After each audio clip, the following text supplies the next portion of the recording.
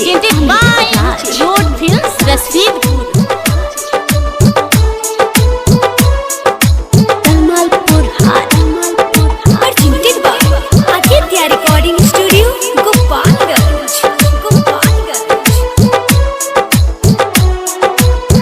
सुनो ये लड़की से दिल हर गईनी हम क्यों करा खातिर छोड़नी सब वो हमरे के छोड़लस बेर हम ना महट सिलावा हो ना महट सिलावा हो ना महट सिलावा हो कि झूठे कोइलस प्यार के लीलावा हो। सुनो ये लड़की से दिल हर गईनी हम क्यों करा खातिर छोड़नी सब वो हमरे के छोड़लस बेर हम ना महट सिलावा हो ना महट सिलावा हो ना महट सिलावा हो कि झूठे कोइलस प्यार के लीलावा हो। DJ Amit Raj presented by Road Films Rashidpur. Tamalpur Haat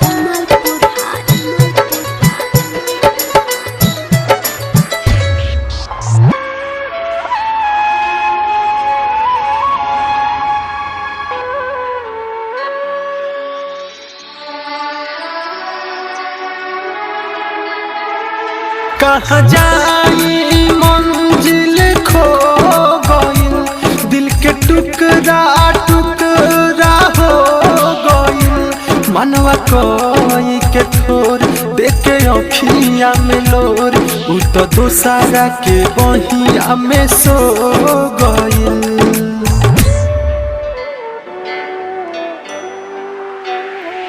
कहाँ जाई मंजिल खो टुकड़ा टुकड़ा हो गइल मनवा कोई के ठोर देखे अखिया में लोर उ तो दोसरा के बहिया में सो गइल।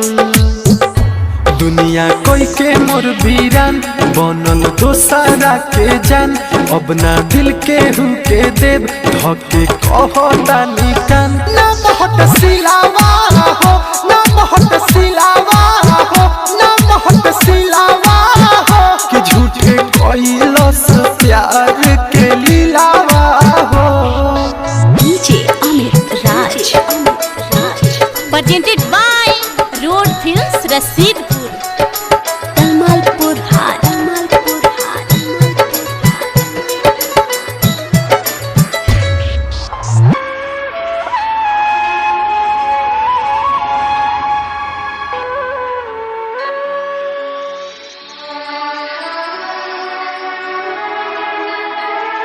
सारा खुशियाँ छीन के ले गइल दर्द दिलावा में दे गइल रोवे अखिया सुना कहे बतिया सुना हो बेकार प्यार ओकरा से भइल।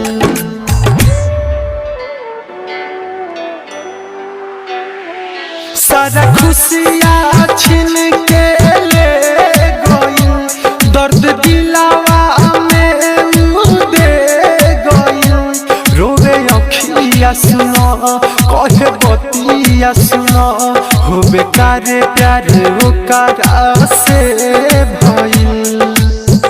दीपक हो सुनो बात के मिलत रहे रोजो रात के कि मरलस छतिया में छुरी जवन सुन से सोनाथ के ना महट सिलावा हो ना महट सिलावा हो ना महट सिलावा हो कि झूठे कोइलस प्यार के लीलावा हो। presented by Road Films Rashidpur.